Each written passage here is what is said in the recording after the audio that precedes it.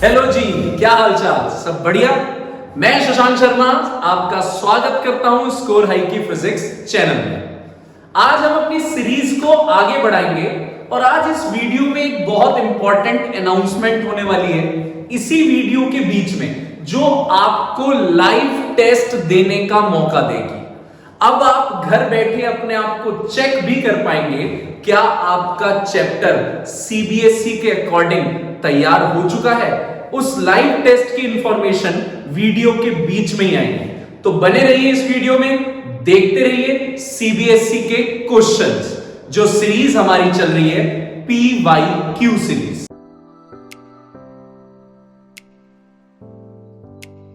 लोगों ने 20 क्वेश्चंस तक कर लिए थे।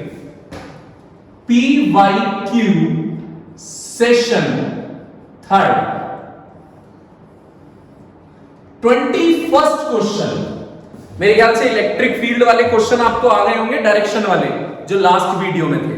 मैंने 2-3 क्वेश्चन करा दिए थे जिससे आपको ढंग से डायरेक्शन ऑफ इलेक्ट्रिक फील्ड पता लग जाए। देख लीजिएगा अगर नहीं देखिए तो। 21st क्वेश्चन कह रहा है एक शॉर्ट डाइपोल है, आपको प्रूव करना है कि एक्सियल में उसकी electric field twice of equatorial के होती है। एक्सियल की electric field twice of equatorial होती है, आपको यह प्रूव करना है। देखिए प्रूव स्टार्ट करते हैं।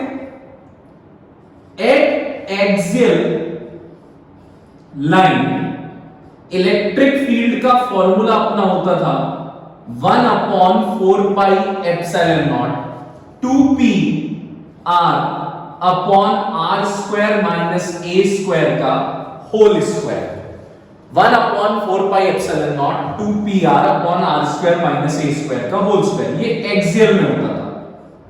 लेकिन अगर कभी बोला जाए कि डाइपोल छोटा है, आप सब जानते हो कि ये होता है dipole plus Q minus Q. हां जी, आप जानते हो, और ये दूरी होती है 2a।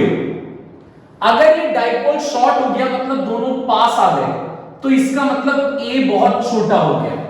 a जब छोटा हो गया तो आप इस a को नेग्लेक्ट कर सकते हो। शॉर्ट डाइपोल में a बहुत स्मॉल होता है r से, तो आप आर स्क्वायर माइनस ए स्क्वायर को लिख सकते हो r square. R square minus ए स्क्वायर को आप लिख सकते हो आर स्क्वायर। तो एक्सियल में इलेक्ट्रिक फील्ड आ गई 1/4 pi epsilon naught 2p r upon are square का होल स्क्वायर, क्योंकि a तो नेग्लेक्ट हो गया, यानी ये बन गया R4। एक आर से जब ये 4 काटा तो 3 आर बच गए, तो ये अपने पास आ गया एक्सियल वाली इलेक्ट्रिक फील्ड। एक्सियल। अब हमें चेकआउट करनी है इक्वेटोरियल वाली, क्योंकि तभी तो मैं प्रूव कर पाऊंगा कि ये उसके डबल है। अब मुझे चेकआउट करनी है equatorial. Now at equatorial point, equatorial में इलेक्ट्रिक फील्ड होती है 1/4 pi epsilon naught p upon are square plus a square का होल 3/2। इक्वेटोरियल में होती है इलेक्ट्रिक फील्ड, आप जानते हैं सब। लेकिन बात चल रही है शॉर्ट डाइपोल की। शॉर्ट डाइपोल में a छोटा होता है, जी हां, a स्मॉल होता है। r के कंपैरिजन में a बहुत छोटा होता है, तो a को नेग्लेक्ट कर दोगे, यानी r square plus a square को आप लिख सकते हो r square. R square plus a square को लिख सकते हो आर स्क्वायर। तो इक्वेटोरियल की इलेक्ट्रिक फील्ड आ गई 1/4 pi epsilon naught p r square की पावर 3/2। 2 से 2 कैंसिल हो गया, r क्यूब बच गया।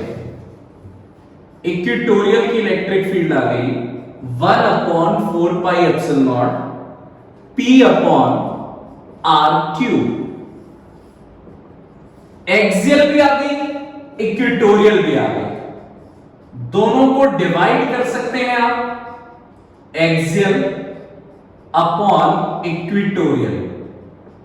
देखिए सीबीएसई में स्टेप मार्किंग पे मार्क्स मिलते हैं, इसलिए मैं कोई भी स्टेप आपको डायरेक्ट नहीं बता रहा डिश डिश डिश ये हो गया ऐसे हो गया, ना ना ना ना ना, आपको स्टेप ही सीखने पड़ेंगे अगर आप सीबीएसई दे रहे हैं। आप ये जेई की वाली वीडियो नहीं देख रहे, अभी नीट की वीडियो नहीं देख रहे, आप ये सीबीएसई वाली वीडियो देख रहे हो। तो इस वीडियो में आपको चेक करना पड़ेगा स्टेप्स आपको पेपर में कैसे लिखने हैं जिससे पूरे मार्क्स मिले। ये वही पैटर्न चल रहा है, 2p अपॉन आर क्यू,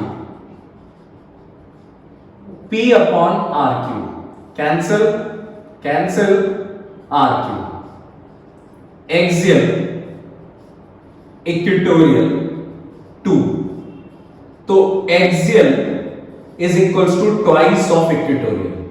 ध्यान दीजिएगा, अगर आप सीबीएसई में स्टेप मार्किंग नहीं अपना कटवाने चाहते मार्क्स, तो आपको प्रॉपरली स्टेप सीखने पड़ेंगे। मैं डायरेक्ट भी लिख सकता था for short dipole this, for short dipole this, cancel out, खत्म कहानी। अगर आप सीबीएसई एस्पिरेंट हैं तो आप लोगों को ये ध्यान रखना पड़ेगा कि आप प्रॉपरली स्टेप वाइज देखना पड़ेगा, और मैं आपको पूरी स्टेप वाइज चीजें दिखाऊंगा। ठीक है, चलते हैं इससे अगले क्वेश्चन में, 22nd क्वेश्चन देखते हैं। 22nd क्वेश्चन क्या पूछ रहा है। स्टेप मार्किंग पे प्रॉपरली ध्यान देना पड़ेगा, आप स्टेप जरूर देखें, हर क्वेश्चन के स्टेप कैसे कर रहा हूं मैं वो जरूर फॉलो करें। और टेस्ट सीरीज तो आपकी स्टार्ट होने वाली है, जैसे ही चैप्टर खत्म होगा लाइव टेस्ट होगा, मजा आ जाएगा लाइव टेस्ट में। बहुत सारे पैटर्न्स हैं लाइव टेस्ट की, सारी इंफॉर्मेशन देता रहूंगा। लाइव टेस्ट बिल्कुल एग्जैक्टली टाइम दिया जाएगा, उस टाइम पे टेस्ट होगा। 22nd क्वेश्चन कह रहे हैं अगर कोई डाइपोल यूनिफॉर्म इलेक्ट्रिक फील्ड में रख दिया जाए तो उस पे टॉर्क लगता है लेकिन फोर्स नहीं लगती, क्यों? समझाता हूं, इधर देखना। ये इलेक्ट्रिक फील्ड है, इसमें मैंने डाइपोल रख दिया plus Q minus Q.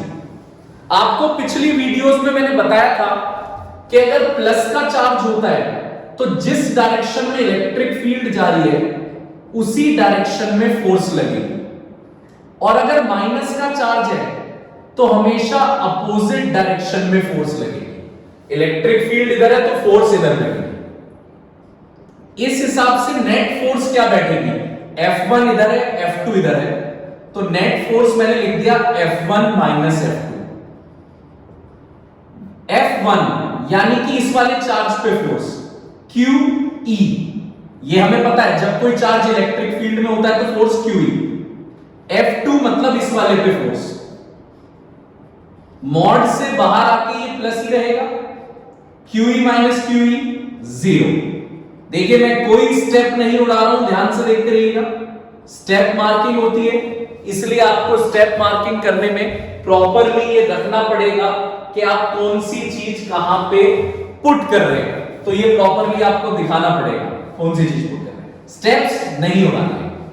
Torque उस पे लगता है, टॉर्क का तो आप डेरिवेशन जानते हैं, PE sin थीटा, उसके सपोर्ट में आप डेरिवेशन कर सकते हैं। टॉर्क के सपोर्ट में, टॉर्क के लिए आप डेरिवेशन कर सकते हैं। उसने कहा था टॉर्क लगता है और नेट फोर्स नहीं लगती, ये समझाओ। मैंने नेट फोर्स निकाल के दिखा दी और टॉर्क का डेरिवेशन आपने थ्योरी में पढ़ रखा है, PE sin थीटा। ये पूरा करना पड़ेगा।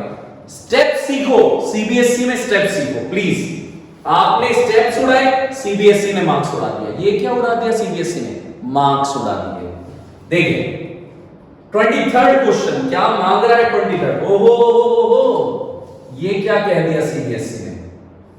देखिए Q minus 4Q plus 2Q 10 centimetre 10 centimetre 10 centimetre. इसके पहले पार्ट में तो टॉर्क का डेरिवेशन करना है, वो तो आपको आता है।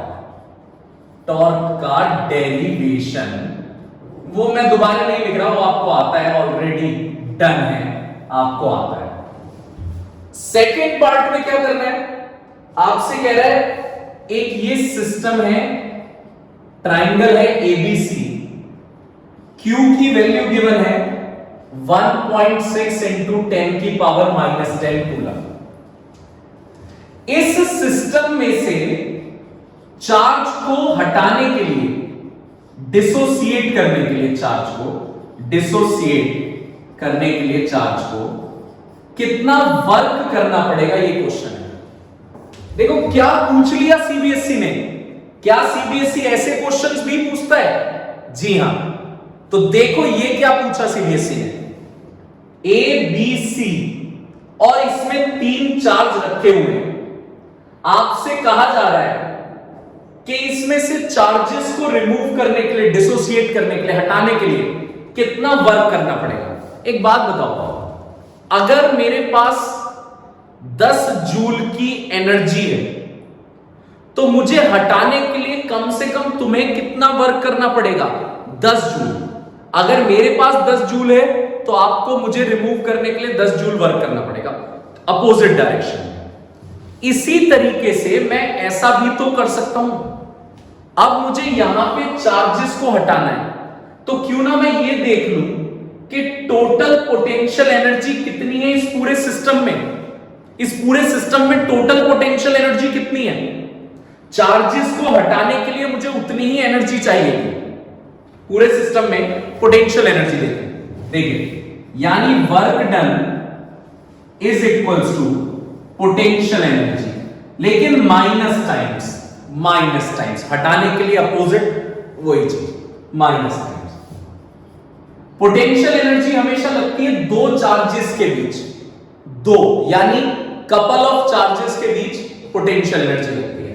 तो एक तो कपल ये बन सकता है, जोड़ा बन गया ए और बी, तो एक पोटेंशियल एनर्जी तो ये हो सकती है, एक बी और सी की पोटेंशियल एनर्जी हो सकती है, एक सी और ए की पोटेंशियल एनर्जी होती है।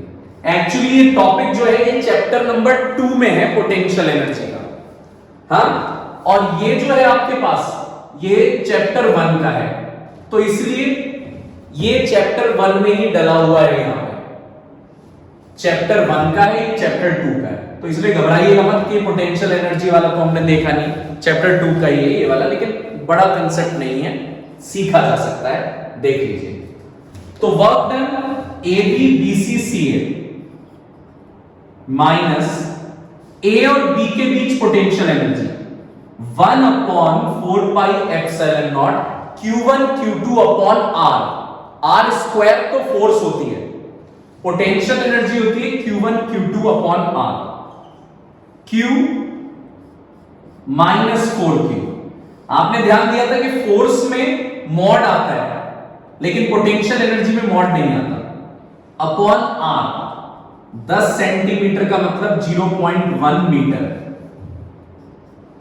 B और C की potential energy 1/4 pi epsilon Q1 Q2 upon R। Okay, C और A की potential energy 1/4 pi epsilon Q1 Q2, अच्छा जी, अपॉन R 0.1। देखिए कॉमन आ सकता है -1/4 पाई एप्सिलॉन, माइनस तो ये रहा 1/4 pi epsilon, Q square common आ सकता है, Q स्क्वायर, और 0.1 कॉमन आ सकता है। अंदर बच गया माइनस का 4, माइनस का 8, प्लस का 2। 1/4 पाई एप्सिलॉन की वैल्यू 9 इंटू 10 की पावर 9, Q स्क्वायर 0.1, 8 और 4 12, 12 में से 2 माइनस का 10, 8 और 4 12, माइनस का 10, माइनस माइनस हो जाएगा प्लस, पॉइंट हटते ही एक जीरो और ऊपर आ गया, 9, 10 की power 9, 10, 11 into Q square. Q की वैल्यू है 1.6 इंटू 10 की पावर -10, ये रहा। सीबीएसई कुछ ऐसे क्वेश्चंस भी पूछ सकती है। इस क्वेश्चन में ज्यादातर बच्चों को समझ नहीं आता कि भाई वर्क कैसे निकालें, कि किसी एक चार्ज को कैसे रिमूव करें, तो उसके लिए वर्क कितना होगा। सिंपल है ना, पूरे सिस्टम की पोटेंशियल एनर्जी निकाल दो, और पोटेंशियल एनर्जी बनती है जोड़ों में ए बी, बी सी, सी ए। तो जितनी टोटल पोटेंशियल एनर्जी आएगी आपको उतना ही वर्क करना पड़ेगा उसे रिमूव कराने के लिए। देखिए नेक्स्ट क्वेश्चन, जल्दी जल्दी असाइनमेंट्स भी करते जाएं सब लोग, सारे क्वेश्चंस के। जरूरी है, थोड़ी मेहनत तुम्हें भी करनी पड़ेगी। ऐसे नहीं है कि सारे सीबीएसई क्वेश्चंस मैं करा रहा हूं और आप कुछ ना करें, असाइनमेंट्स आपको करने पड़ेंगे। मेहनत तो करनी पड़ेगी सीबीएसई में मार्क्स लाने के लिए। असाइनमेंट प्रॉपर करते जाओ, मार्क्स बहुत आराम से आते जाएंगे। देखिए बाकी टेस्ट सीरीज में पता लग ही जाएगा आप कितनी मेहनत कर रहे हैं। 24th क्वेश्चन कह रहा है डाइपोल को रोटेट करने के लिए कितना वर्क डन करना पड़ता है, उसका डेरिवेशन करो। Minus PE cos theta 2 minus cos theta 1, ये डेरिवेशन है, डायरेक्ट डेरिवेशन है, ऑलरेडी डन स्टेट का है, इसलिए मैं डेरिवेशन नहीं कर रहा हूं। 25th फिर से ये कह रहा है पोटेंशियल एनर्जी ऑफ डाइपोल का डेरिवेशन। पोटेंशियल एनर्जी भी सेम होती है, minus PE cos theta 2 minus cos theta 1। 26th question कह रहा है, ये न्यूमेरिकल है, एक डाइपोल है जिसकी डाइपोल लेंथ 2 सेंटीमीटर है और वो 60 डिग्री के एंगल पे इलेक्ट्रिक फील्ड में रखा हुआ है। टॉर्क उस पे लग रहा है 8√3। चार्ज निकालना है आपको, पोटेंशियल एनर्जी निकालनी है। चार्ज और पोटेंशियल एनर्जी ध्यान से देखिएगा, टॉर्क गिवन है तो टॉर्क का फॉर्मूला लगा सकते हैं हम Pe sin थीटा। P की जगह लिख सकते हैं Q2A। चार्ज की वैल्यू गिवन निकालनी है, टॉर्क की वैल्यू 8√3, चार्ज निकालनी है, डाइपोल लेंथ 0.02, इलेक्ट्रिक फील्ड 10 की पावर 5, साइन 60। साइन 60 आप लोग जानते हो √3/2, √3/2। √3 से √3 कैंसिल आउट हो गया, पॉइंट हटती 2 जीरो नीचे आ गए, कैंसिल। 8 10 की पावर 3 इधर आके -3 हो जाएगा। ये चार्ज अपने पास आ गया कूलाम में।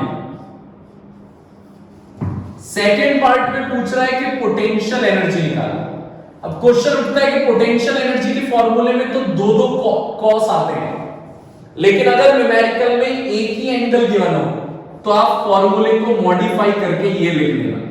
याद रखना ये ट्रिक, दो फॉर्मूले होते हैं, cos थीटा 2 थीटा 1, लेकिन जब अगर एक ही एंगल गिवन हो तो पोटेंशियल एनर्जी को -P cos थीटा लिख देना डायरेक्ट। P को लिख सकते हैं Q2A E cos 60। चार्ज की वैल्यू निकल गई है 8 × 10 की पावर -3। डाइपोल की लेंथ ये रही 0.02, इलेक्ट्रिक फील्ड 10 की पावर 5, cos 60 हाफ होता है cos 60, तो यहां से पॉइंट हटके 2 जीरो नीचे आ गई, ये कैंसिल 10 की पावर 3 हो गया, ये 2 से 2 कैंसिल आउट हो गया, तो अपना आंसर आ गया 8 जूल माइनस का। क्यों? 10 की पावर -3 से 10 की पावर +3 कैंसिल हो गया, तो माइनस का 8 जूल पोटेंशियल एनर्जी आ गई। देखते हैं नेक्स्ट क्वेश्चन 27 क्वेश्चन। 27 क्वेश्चन कह रहा है किस ओरिएंटेशन में डाइपोल स्टेबल होता है। यह भी याद रखना, ओरिएंटेशन का एक्चुअल मीनिंग होता है एंगल। एंगल पूछना चाह रहा है कि डाइपोल स्टेबल कब होगा। डाइपोल स्टेबल होता है 0 डिग्री पे। इलेक्ट्रिक फील्ड में डाइपोल स्टेबल होता है 0 डिग्री पे और अनस्टेबल होता है 180 डिग्री पे। आप याद रखना 0 डिग्री मतलब कि पैरेलल टू इलेक्ट्रिक फील्ड में वो स्टेबल होता है और डाइपोल अनस्टेबल कब होता है 180 यानी कि एंटी पैरेलल। 28 क्वेश्चन पे चलते हैं। 28 क्वेश्चन न्यूमेरिकल, इसी बेस्ड न्यूमेरिकल है, मजा आ जाएगा तुम्हें, एक और प्रैक्टिस हो जाएगी। 28 क्वेश्चन, डाइपोल की लेंथ है 4 सेंटीमीटर, एंगल है डाइपोल का 60 डिग्री, इलेक्ट्रिक फील्ड में रखा हुआ है डाइपोल, टॉर्क लग रहा है डाइपोल पे 4√3 न्यूटन मीटर का। आपको इलेक्ट्रिक फील्ड की वैल्यू निकालनी है, पोटेंशियल एनर्जी निकालनी है, चार्ज है 9 नैनो कूलम, नैनो यानी -9। अब आपको निकालना है इलेक्ट्रिक फील्ड, टॉर्क गिवन है तो पहला फॉर्मूला वही चलेगा, Pe sin थीटा, यही वाला। P की जगह Q2A E sin theta, Q2A E sin theta. Torque की वैल्यू अपने पास है 4√3, चार्ज की वैल्यू है 9, 2A की वैल्यू है 0.04, इलेक्ट्रिक फील्ड निकालनी है sin 60, यहां लिख देते हैं sin 60, 4√3 9 into 10 की पावर -9 0.04 E sin 60 √3/2, √3 से √3 कैंसिल, 0.30 2 जीरो नीचे, 4 से 4 कैंसिल, तो अपने पास आ गया 2 पर आ गया 2/9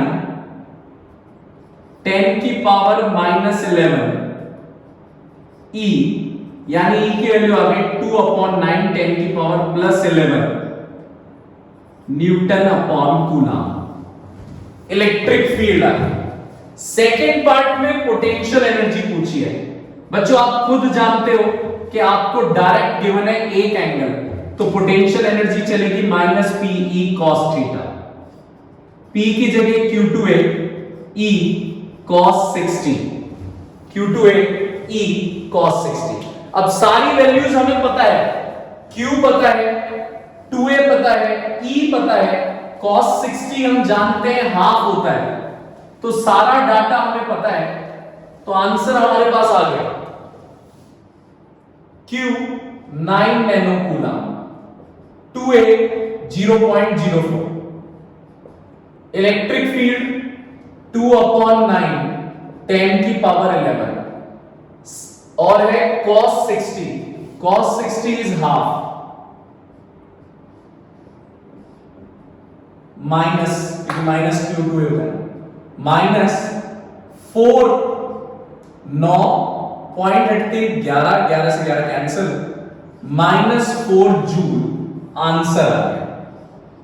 स्टेप कोई भी मिस मत कीजिएगा, मैं आपको स्टेप सिखा रहा हूं, सीबीएसई में स्टेप मार्किंग होती है, प्लीज ये मिस मत कीजिएगा।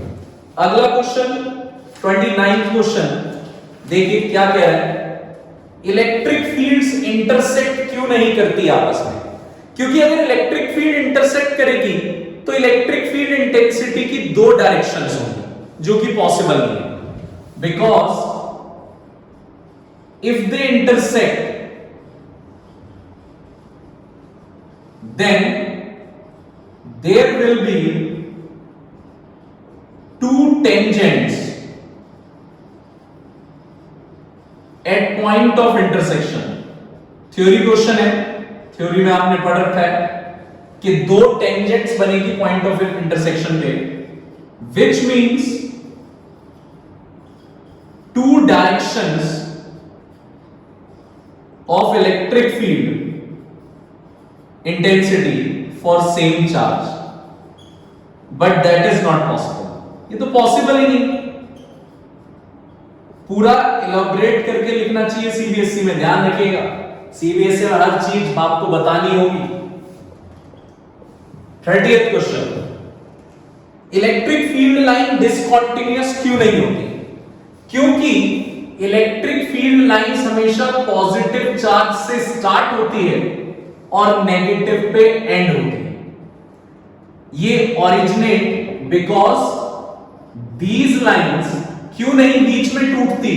क्योंकि अगर बीच में टूट गई कहीं पे तो ये एंड भी यहीं पे हो गई और स्टार्ट भी यहीं पे हो गई, और ऐसा पॉसिबल नहीं है.